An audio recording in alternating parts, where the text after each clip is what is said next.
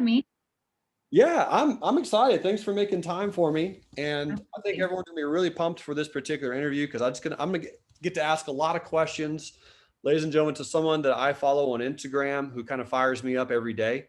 And I just reached out to Nicole. I haven't met Nicole before in person, haven't really talked to her. So this is my first time. But thanks, Nicole, for letting me just ask you all kinds of questions about life. Yeah, you bet. Let's do it. So you're a life coach. That's right. Oh, did I lose you? Yep, can you hear me? Yeah, I'm good. I'm here. So what does a life coach mean? What do you do? I think a life coach used to sound a little hokey to most people, but people are starting to realize that life coaches are just there to help you manage your mind. And we've started to realize that your mindset has become so much more important than the things that you're actually doing with your physical body every day. And so people are starting to look for people who can help them with that. We go to professional trainers to help us figure out how to work our body in the best way. Yeah. And we go to therapists to talk about our past, but there's nobody that's really teaching you how to actually use your mind as the amazing tool that it is until you find a life coach. And so that's what I do. Your brain is the most powerful tool that you have for reaching literally any goal that you have. And learning to use it is one of the best investments you can make. So Yeah. I like that. Okay, that's a great answer. And you have on your Instagram, this is one of the parts that I kind of reached out to you about, affirmation queen. mhm. Can you tell us what is an affirmation exactly? Okay, so an affirmation is just a thought that you think on purpose. And people like to think that it's, you standing in front of the mirror and telling yourself how beautiful you are. But honestly, your brain is always talking to you all the time. It's telling you things. And we just kind of believe our brains. We believe that the things our brain is telling us, we just think that they're true. But the truth is, your brain is constantly lying to you because your brain doesn't have a job of telling you the truth. Your brain's job is just to keep you alive. And it will do that by trying to get you to not do scary things and to stay really small and not talk to people and not reach out. And so, anytime your brain tells you to do something, it's not because you should do that thing or because it's the truth. It's because your brain's just trying to keep you safe. So, once you understand that your lower brain or your subconscious brain has that job and it will always try to get you to do that, then you realize the things that it's been telling you all along are not necessarily true and they might not be useful. And so where an affirmation comes in is when your brain is telling you something that's not useful. Like, for instance, if you're trying to get up early in the morning and you just feel really tired, really crappy right when you wake up in the Yeah. morning, Yeah. your alarm goes off and your brain will say something like, and it just sounds like a thought in your head, like, oh, we really went to bed a little later than normal last night. Like, if we sleep in just about 30 minutes, I think that will hit that perfect spot. Your brain can be really, really convincing to get you to do the thing that it wants you to do, which is go back to bed because that's a really safe place, right? And because it's your brain and it knows you, it can come up with the most convincing excuse for you. And you're like, oh, yeah, that makes total sense. And you'll go back to bed, right? So, an affirmation at this point, you would just see, oh, my brain's obviously lying to me. And if I could take out that thought, I need to put one in its place instead, because my thoughts are creating my feelings and my feelings are driving everything that I do every day. So if I want to create a feeling like motivated, I've got to insert a thought purposely in my brain instead of asking my brain what it wants to tell me, and give it something like, today's going to be incredible. Like, I'm going to reach so many people today. I'm going to change people's lives. I have this incredible purpose. So affirmations are just thoughts that you think on purpose, and they're so important. I love it. Now, when you think these things, I mean, a lot of people say like the affirmations. Do you write them down? Do you say them out loud? Do you put them on the mirror? How often do you remind yourself? Do you do it all day? What's that look like? Yeah, so it just kind of depends on what your goals are. If you are just trying to have a little bit more peace and you're trying to wake up not grumpy, like, just pick a few affirmations, memorize them, and every morning wake up and say them. And that'll kind of prime you to have a good day. What I do, if you're in a business type setting or you have really big goals, I will write out affirmations that have something to do with my goal. I've literally got a list of like 5 pages right now of affirmations. about my coaching, about the people that I'm reaching, about what their lives are doing, just to kind of like put myself in like the mental space in order to show up for them.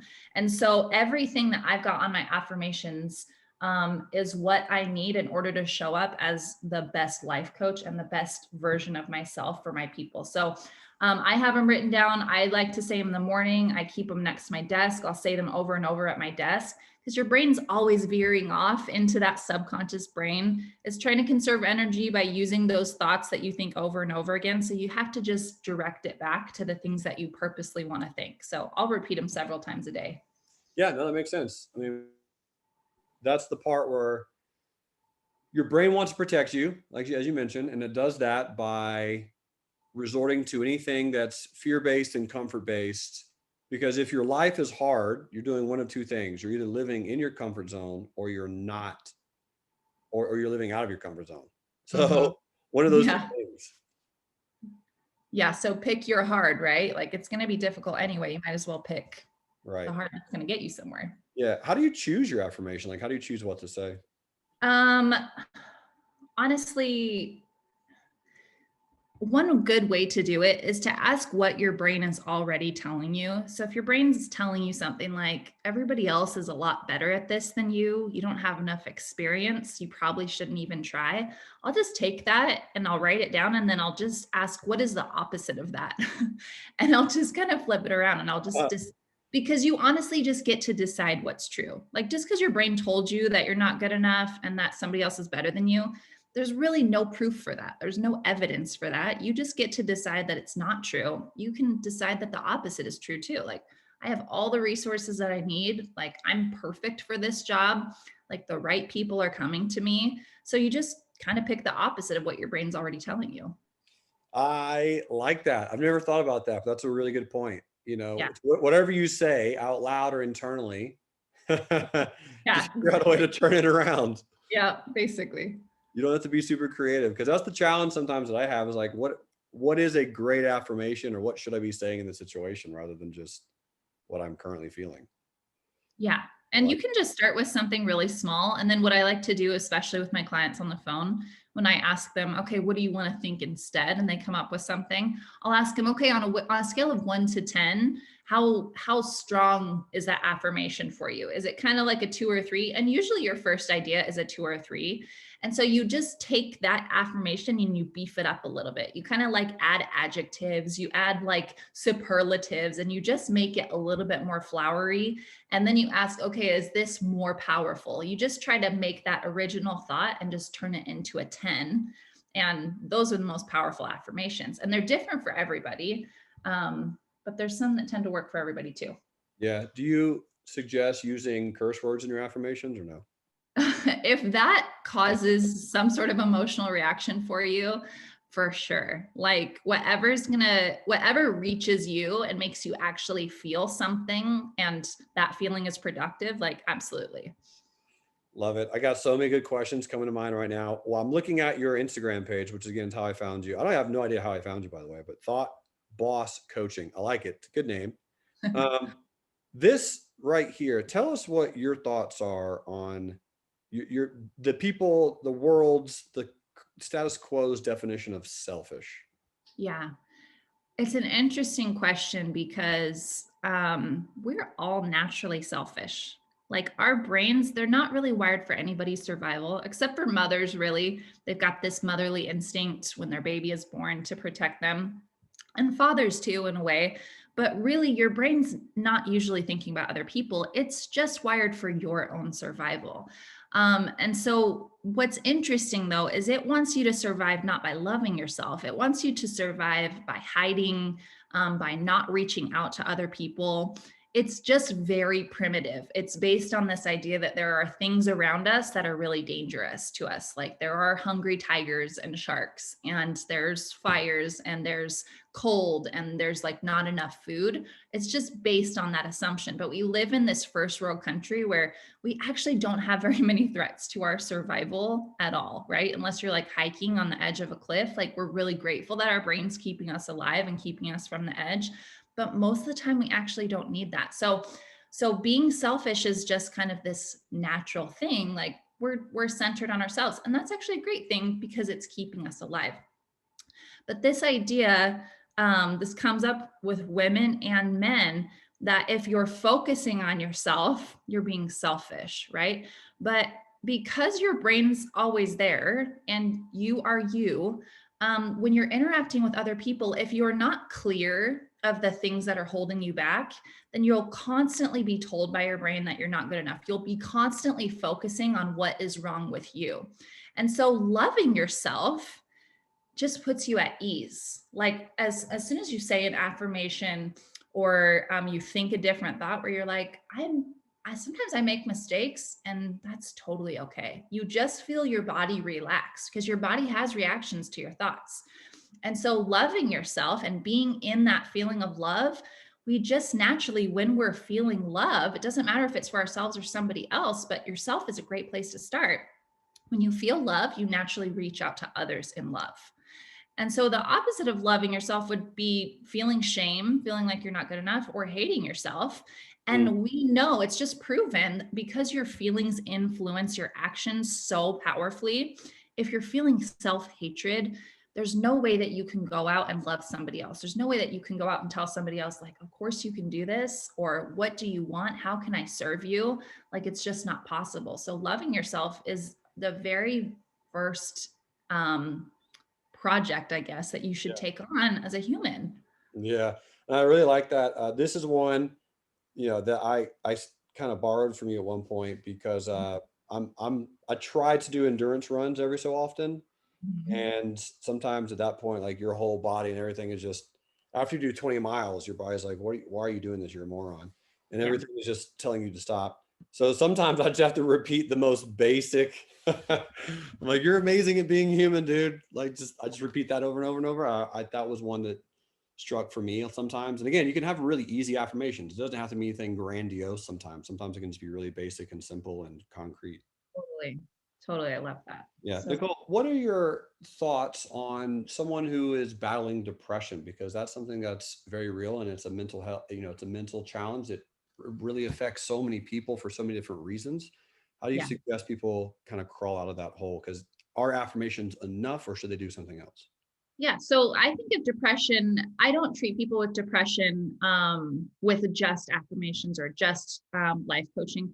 Because if you think about it, have you ever met somebody who's just like so cheerful that it's almost annoying? You're like, why? Why are you just so happy all the time?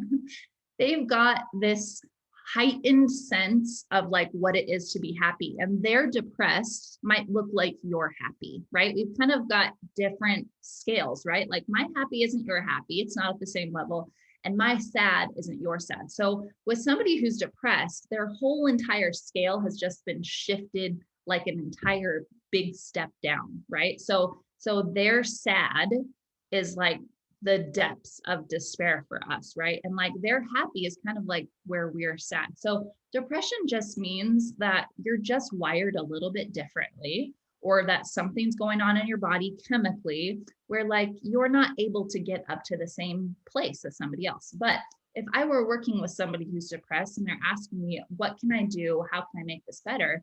I'd say, absolutely, for sure you can feel better, because there's no depression that's bad enough that thinking negative thoughts about yourself won't make it worse. So, Yeah. and the opposite is also true, that believing good things is also going to help you. Now, the other thing is, if you have depression, usually somebody will come to me and say, I just want to fix it, like get me out of it, right? Right. And that's resistance. It's resistance to this idea that there's something wrong with you. That's always what it comes down to. And so if you just lean into this idea that depression is here and it can be here and mean nothing about me and mean nothing about who I am, and I can just let it be there, you kind of relax into it. So even though it feels a little dark and a little down, if you just decide like nothing has gone wrong here, this is my body, this is my current circumstance, and I'm going to be in it knowing that at some point it's going to get better and I'm going to try to make it better. But I'm not going to beat myself up because I have depression. I think that is a big problem for a lot of people, is they think that they shouldn't have depression, or they try so hard to get out of it that if they just leaned into it a little more and just decided like, this is okay, this is not a problem, this is normal, and it means nothing about who I am, then it's a lot less heavy. Yeah, I like that. This is a basic, but probably a dumb question. Are depression and anxiety the same thing? Or if not, how are they different? No, so depression is clinical depression is a literal like dark cloud over your mind where you feel very lethargic, you feel very slow for the most part. It just feels a lot darker than your normal state. Anxiety, so if you think of depression, I like to have people describe their feelings, like what is this like in your body? And depression feels very heavy and it feels low and it feels dark and they can kind of feel it in their chest and almost their whole body. They're just kind of slumped over. Anxiety, when I ask, how does anxiety feel in your body? It's kind of a more jittery emotion. It's kind of like a panicked emotion. So they're for sure different things. And anxiety, definitely, I feel like can be treated far better than depression can because it's a lot less about chemicals and a lot more about the subconscious things that your brain is already thinking. Got you. You're a good speaker, by the way. Thanks. Yeah, thanks for sharing this information. All Yeah. right, let's switch topics for a little bit then. So, in this regard, when you're helping people focus on, let's say, maybe quitting their job. So, I'll kind of give you I'll kind of paint a scenario. So, let's say you have someone who is making really good money at their job. Doesn't matter what their job is. Okay. Doctor, lawyer, policeman, doesn't matter. They're making really good money. They have the golden handcuff syndrome. They're not happy though. Yeah. They just hate it. I mean, they hate their job, but they're making so much money they can't quit. They can't justify quitting. What Yeah. would your thoughts or advice be on that topic? Well, first I'd ask them what they want because people have a hard time actually deciding. And deciding is like the most powerful thing that you can do because it starts to shift everything in motion for that thing to happen. So I like to say in my business, I've been a life coach for several years now. And when it really started taking off is when I decided that I wasn't quitting, that this is what I was doing. And it didn't matter how hard it was going to be or how much money I had to pay to get more coaching or more help or take more courses. I was just going to do it. And once I just decided that, then everything that happens, it's kind of like throwing a rock at like the iron giant. Like the iron giant's still there. And like the rock isn't going to do anything to it. This is like a hard, solid decision. So if somebody wants to quit their job, they actually have to decide, no, I'm for sure quitting my job. Like this is a possibility. Other people have done it. So I'm just going to decide that I'm doing it. And then I would put that decision in their result line. Now, if we want results, we always have to take action, right? Yep. So before the result of quitting your job, we have an action like maybe saving enough money. We would just break it down into really small steps, right? Finding another job, creating a business, something like that. And then that would feel really overwhelming, right? So we'd take one thing, we'd say, okay, what do you have to do to save enough money? Oh, I have to take this amount out of my paycheck every month, or I have to go get a loan or something like that. And then I ask, how do you have to feel in order to do that thing? Because when we're trying to do stuff, we're trying to do it through like grit and hustle and like feeling terrified. And that just doesn't get us very far, very fast. It's just like chipping away at like a mountain of solid rock with a hammer, when really what we could do is just change the way that we're feeling. And that would just put us on the fast track to getting exactly what we want. So if you want to save enough money, or if you just want to make a decision, how do you have to feel? You probably have to feel determined. You probably have to feel optimistic. You probably have to feel something like excited. And then I ask, okay, well, what is a thought that would create that feeling for you? And it might be something like, this is a possibility. Like I've seen other people do this. And I say, okay, well, do you feel optimistic when you think that thought? Yeah, I do. Okay, let's keep repeating that thought and let's see how your actions line up. So instead of starting with the action, we've got to go back and start with the thought because that's the most important part. Got it. It's a great answer. I liked it a lot. And, it's scary because, again, you go, well, I have to provide for my family. Mm-hmm. And so it's a very money conscious and money subconscious battle. Yeah. What affirmations do you have or do you know that could help someone become better at the fear of or the lack of fear of money? So your brain thinks it's really important to freak out about money, but honestly, you're always going to have food. You always have had food. You've always had shelter, right? Like you know how to figure it out, even if you have to go live with somebody, even if you have to borrow money so that you can feed your family. Like I know this is a real fear, but it's also really possible that everything you need has always been provided for you. So that could be one affirmation just to chill you out a little bit is remind yourself, I always have everything I need. My husband just recently quit his job.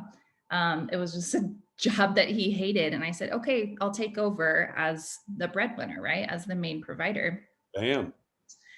And I wasn't quite at that point where I was feeling super confident. It wasn't the point that I would have picked to quit where I could feel really comfortable doing it. It was kind of like, oh, this is still a little scary. But I just decided we always have enough money. We literally have always had enough. Like we've always had a really nice roof over our head. We've always had really good food to eat. Like we've never gone without. I'm just going to decide that, of course, we're not going to go without because we know how to provide for ourselves. I also have this affirmation, which I know probably sounds a little silly to people, but I've been doing affirmations for a long time. And at some point, you can just tell your brain to believe something and it believes it. So I have this affirmation. We have unlimited money. Money is unlimited. And then when I say it, I kind of picture that there's kind of like a river going through my house that is just kind of full of money. And anytime I need money, I just reach down and I grab some. And what happens is that even though that's not physically real, right? Like we can't really prove that I have unlimited money or there's a river of money coming through my house. When I think that, I feel at ease. I feel calm. I feel confident. I feel like everything is going to be perfectly fine. And when I feel that way, that's when I'm free to actually do the things that create all that money. So your brain always wants to prove that it's right. So if it has this belief that you've got unlimited money or that you've always had enough, it's going to subconsciously like put that out there into your actions, and it's going to make sure that that is proven right. It's going to find ways to find the proof that of course you do, right? It's just a mind game, honestly. Yeah, that is so true. And I wrote a book about that called Money Grows on Trees because I love that affirmation. yeah, well, it's funny you mentioned that. I never thought about it as an affirmation, but it makes sense because Yeah. it's a phrase that people say all the time, but in reverse. You hear Yeah. all the time, money doesn't grow on trees. When really it honestly does, right? Like look at the trees. Let's see, apples, oranges, pears, bananas. Like people literally get rich from trees and they grow in the ground or they cut them down and they sell them. Like money totally grows on trees. Money is made of trees. Like who came up with this? Yep, absolutely. And it sounds weird, but it is one of those things that the challenge oftentimes is just attacking what our belief system is regarding money and finding ways to slowly change it because it's not going to happen immediately. But you're Yeah. right. Once you build up enough confidence internally that you're like, why am I experiencing this frustration? I Yeah. just simply need to just push forward and just take the leap. Totally. Honestly, I repeat my affirmations so often because that just kind of puts you on the fast track and gets you out of the mind drama. And I have found the timeline to be about 2 weeks. When you're like in a rut and you feel like nothing's happening and you want something to happen, you've got to believe that it's happening. You've got to believe that, of course, it's working out and it's all lining up constantly, consistently for 2 weeks. And you'll feel up and down. You'll feel like there's no way I can keep believing this. But about 2 weeks is when everything starts to show up, at least in my experience, when all the clients start rolling in, all the money starts rolling in, like almost magic out of nowhere. That seems to be like kind of the sweet spot. But you've got to believe without any proof for about 2 weeks. That's I like that, and I think that's interesting. The 2 week time frame, in Yeah. essence, because one of my quotes, and I have no idea where I got it from. I don't know if it's mine. It doesn't really matter. But I mentioned that success comes 2 weeks right after you feel like giving up. Oh, that's funny. And I That's have no idea where really, the 2 week thing happened, but it really is something I say often because I have to remind myself, like if I feel down or I feel worried or I feel depressed or upset or anxious, or I feel like I can't achieve enough or have enough, or I'm a terrible yeah. human being, or I'm a fraud, all those things that kind of pop in your head at some point when you're just having a bad day. Yeah. I go, all right, dude, you got 2 weeks left. Let's just suck it up for another 2 weeks and it'll all be fine. Yeah, you can do 2 weeks. Like you'll survive for 2 weeks. Yep. Yeah. Yeah. I think that's so cool. So talk to me a little bit about this one. So your main clients, are they moms? Are they dads? Are they stay-at-home parents? Who are they? No, I have a variety of clients, but I also have a lot of women who come to me who have a business or have an idea at least, and they feel really held back because they're a mom. There's just the kind of this thing that exists in our culture where we just decided that women like have this obligation to raise kids, and if they're doing anything else, then they're not putting their family first, which is such a funny thing because men can Oh, go out and we'll applaud them and we'll say, oh, that's great, you're becoming a surgeon, like you've got 20 years of school, like good for you. And a woman will say, well, I want to be a surgeon, and they're like, oh, well, that takes a lot of school, like aren't you going to have kids? And it's just I actually have 4 kids, 4 little kids. My oldest is 8 and my youngest is 3, and so I'm right in the thick of it. But men are not the only ones who've been given like this. Sometimes you just have this thing inside where you're like, I've got to get this out, I've got to share this with somebody, like I've got these gifts and these talents and like these ideas that I've got to share it with somebody. So we come in with this all or nothing mentality where it's like moms don't have enough time and they don't have enough resources, and if they do, then they're neglecting their kids. But what if there's no proof for that? What if we just could decide like we live in the best age of humans ever to have moms do exactly what they want to and be able to raise their babies. Like moms were not just like hanging out with their kids for like hundreds and thousands of years, like watching shows with them or snuggling with them. Like that's never how it's been. And so they were working all the time and the kids would work right alongside them. So it's just funny. We have this idea that women are supposed to do this one thing. So I just decided like, what if it's actually true that I get to have this really fulfilling career and I get to be like the most amazing mom that I could possibly be? What if both of those are true? I just decided that they're true. And so I wanted to put that up there just as this, I was feeling it that day. I was feeling like these women need to know that if they've got something to share, like, please share it. Like, you are here for a reason. And you can be the most incredible mom and still put your kids first and have a really successful business or a really successful venture or nonprofit or anything like that. Like, don't let it hold you back. Like, you get to have what you want. Like, humans have incredible capacities to get what they want. phenomenal. What are some of the books or courses or mentors that helped you gain this type of mental knowledge? Oh, that's a good question. I love to take from a lot of different people and kind of like figure out what I want to believe and what I don't love. So, the usuals like Gabby Bernstein, Tony Robbins, all of their mentors.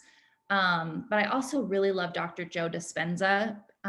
His books are they're literally mind blowing. Like my brain hurts trying to read them. It takes me like 10 minutes to get through like 2 pages because they're just so dense. But I love how there's actually real science to this idea that your brain is like creating literal energy and then affecting all the things around you. Like there's actual science that just kind of proves it. And so I like the spiritual kind of fluffy stuff. And I also like the stuff that's like really concrete. So I do love Gabby Bernstein. I love soul.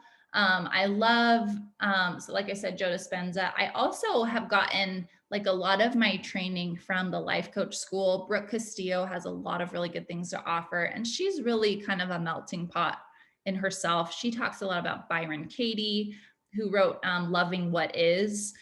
So it's all of that kind of mixed together. And then I like to say there's no real original ideas. Like everybody has thought at some point, right? So I like to say that I'm coming up with original ideas, but it's probably just a conglomeration of everything that I've been thinking and then combined with my own experience. Yeah. Oh, for sure. I mean, that's the thing is I say that all the time. Like I'll pop an idea in my head and I'll go, wait a minute, I'm 100% sure that Aristotle or Socrates. Totally. Yeah. Yeah. And if it wasn't them, it was whoever started teaching them. I mean, because Aristotle and Socrates, I guess, arguably two of the greatest minds ever been on this planet. Totally. Totally. Yeah. And reading the classics, you'll realize like, oh, people are talking about this now, but they've been talking about this for Yeah. thousands and thousands of years. Yep. Do you read books more, or do you listen to Audible, or do you like go to the seminars or webinars? Like, what's your particular personal learning style? I definitely love books. I've always loved books ever since I was a little kid. So yeah, I read at least one a week and then just take a lot of notes. And so my morning routine consists of my affirmations and like kind of a meditation, just like sitting still, but then reading and then writing and like letting my brain come up with its own original ideas, or, air quote original. But reading and writing is kind of my style of learning. Walk us through your schedule a little bit, because that's something that I feel like a lot of people do struggle with from time to time, of just coming up with a schedule that is conducive to being a mom or a stay-at-home parent, Yeah. and working a job and pouring into the family and pouring into your work and pouring into your soul and pouring into your spouse, and then doing yoga and then reading Yeah. a book, and then you have to eat, and then you have to sleep, and then what about chores? So it can get overwhelming. What does yours look like? Yeah, totally. So I try to keep it as simple as possible. And I try to do my morning routine first thing in the morning, because when you wake up, so your brain has been, even though your higher brain goes to sleep at night, your lower brain's always awake. That's why you'll like wake up if you hear a sound or something, because it's trying to protect you, right? Like you never really go to sleep. And so when you wake up, it's that lower brain, that subconscious brain, that's going to be talking to you and trying to get you to go back to bed and feeling really grumpy. That's how I was feeling this morning too. And so if you want to get into the higher brain, which is like this creative brain, like instead of reacting it to everything today, I'm going to create my day. Then what I do is like, first thing, I always say a prayer. I say a gratitude prayer where I look for everything around me that is going right and that is beautiful. And it just like kind of fills me with this nice peace instead of this panic. You know, that panic when you wake up in the morning and you just instantly feel like anxiety about all the things that you have to do. That's just your brain. It's not because all these things are big. It's just like your brain's normal reaction. So I try to redirect it to thank you for the sun, and thank you for this really comfortable bed, and thank you for everybody who is in this home with me. Thank you for my comfortable pajamas. Like every little thing, I just like start to say thank you for, and just kind of try to feel the sun on my face, and just I like to repeat that affirmation when I wake up. I am alive. I'm here. I'm breathing. This is amazing. So I go from that into just like getting ready for my day. And then I'll come in my office and I turn on this soundtrack that I have. It's a beautiful soundtrack of like kind of piano, cello music. And my brain knows every time it hears that, I just kind of get filled with chills because it's just my peace. Like it's used to hearing that and it knows, like it has an automatic response for it. So once you're in the habit, like your brain's like, oh, now's the time when we feel really grateful and really happy and really peaceful, and it won't fight you so much. So I'll sit there and I'll breathe for a minute and I'll just kind of like sit there and allow myself to visualize like what I want to create today. And then I'll go right into my affirmations. I say them out loud and I let myself really feel them and really believe them, because it might seem kind of strange, but man, it really works. Then I go right into another gratitude prayer and kind of write down what I'm visualizing if the ideal happened today and this week, this year, in 5 years, and 10 years. And I'll visualize what I want to happen. And then it just creates the emotions that I need to go forward. And then the rest of my day is just like, if something comes up, I can handle it. The feeling has been taken care of, though. It does not matter what's on your schedule as long as you've got the feeling right. And you can change that in an instant. It doesn't take an hour-long morning routine. It could just take like literally 1 minute of you deciding to be here on purpose today, and that nothing has gone wrong, that you've got all your needs taken care of, and that you're just here to love and you're here to serve. And if that gets you in the right mindset and you're feeling it in your body, like the rest of your schedule, like you can just make it up. That is so good. That is so good. Thank you for sharing that. Phenomenal stuff. One last question, Nicole. Should Okay. everyone be an entrepreneur like you? I don't know. That's an interesting question. I think everybody can. I think everybody has the gift of their brain. And if you just give it a little bit of training, absolutely you can. Um, I think a lot of people are lying to themselves when they say they don't want to be, because being an entrepreneur is just being creative. And I think everybody is kind of endowed with this creative power. We don't really know where it came from, but we have these imaginations that we are very rarely using. And especially if you're in like a 9 to 5 corporate job where you're just being told what to do. And we grow up like this. I mean, in school, you're not really told to use your imagination. You're told to learn what they're telling you to learn and then like recite it and repeat it. And that's how you get good grades. And so some people will think, oh, I just want to go through my day. I want to make money. I don't want to have to think about it. But they're capable of so much more than that. And it brings you so much more joy to create something out of nothing. So if you don't want to, that's fine. But if you find yourself at any point in your life, I think literally everybody will at some point in their lives find themselves thinking, what could I create? Like if I could make this day anything that I want it to be, what would I do? I think that that's the real you talking. And I think listening to that real you, the better you get at it, the more you realize like, I don't want to do anything else. I think that's what entrepreneurs are, is they're creatives. They want to create something rather than react. And they just decided that I'm going to go for it. If I die, I die, right? Like, Yeah. I think I'm going to be okay though. And we're going to go all in. I would rather live my life creating than safe. Mm, love it. Love it. Love it. Now, that was my last question, but we did have someone ask a question in the chat pane. So Leah says, do you believe you can heal psychological symptoms with this approach? Yeah. So this is interesting. So your body, we think that our bodies are like the main thing, right? Like I am my body, but really you are your mind. And I'm still figuring this out. But in Joe Dispenza's book, Breaking the Habit of Being Yourself, he does talk about like literally healing yourself. He talks about changing like your physical appearance almost, because your thoughts, and here's a good test to know if this is true. Your thoughts are actually creating a literal energy. Okay. And we know that's true because if you've ever gone up on a stage, your thought of everybody's looking at me will send a message from your head down into your gut. And all of a sudden, you've got what feels like butterflies in your stomach. That's a real energy that was created with your mind. Now, to say that that energy just stays in our body is a little silly, right? Like energy can go anywhere, it can reach anything. It's just there, but it's being created all the time. So I don't know that we should really limit ourselves and say that we can't. I don't know how to do it yet, and I'm not one of those kinds of doctors. But I don't think it's out of the realm of possibility. Yeah. And kind of like what you're mentioning too, what about allergies or pain, random ailments? Does this work with that as well? Yeah, I mean, pain is just in the mind too. You have pain receptors and pain creators. And you know how if you feel like a spider in your bed at night and there's not really anything there, you actually can create a physical bump on your leg. So if you can make yourself sick with your thoughts, you can make yourself well with your thoughts. I love that idea. And I think that it's totally possible. And I don't really do that necessarily. That's not like my main goal, but I definitely believe it. And I think when you think that you're sick, you feel more sick. When you think that you're well, you feel a lot better. So your body might be telling you to rest, and you can be ill and have like a virus and still be feeling good, right? And you can not be sick and still be feeling terrible.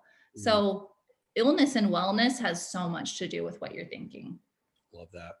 Judy says the documentary Heal talks about the documentary Heal. So that's the word, Judy, is just one word, Heal. Documentary Heal talks about the power of the placebo effect and how to use it to your advantage. Yeah, that's like, the meditation, positive thinking, the affirmations, all of that should and can be part of anyone's life. And the tweaks are easy to make and very simple and free. Yeah, They don't totally. cost anything. Totally. Yeah, I love that. Well, Nicole, thank you so much for being on and just allowing us to listen to you and ask you questions and learning from your experience and your wisdom. Thank you very much. Yeah, absolutely. Thanks so much for having me. Yep, my absolute pleasure. Have a great rest of your day. Hey, you too. Bye. See ya. So yeah, folks, if you want to check out Nicole's Excelente Informazione Thought Boss Coaching on Instagram, that's how I follow her. I think she's great and probably will end up working with her at some point as a life coach. You can always learn from other people. You can always grow. You can always expand. Again, for me, oftentimes the way I look at it, if I can just take one small piece of information and use that information, use that knowledge to tweak my day and or week and just make it a little bit better, then it's worth it, because life is about growing and becoming better and about pouring into others and serving and, of course, enriching lives. Thank you for listening, folks. You guys rock.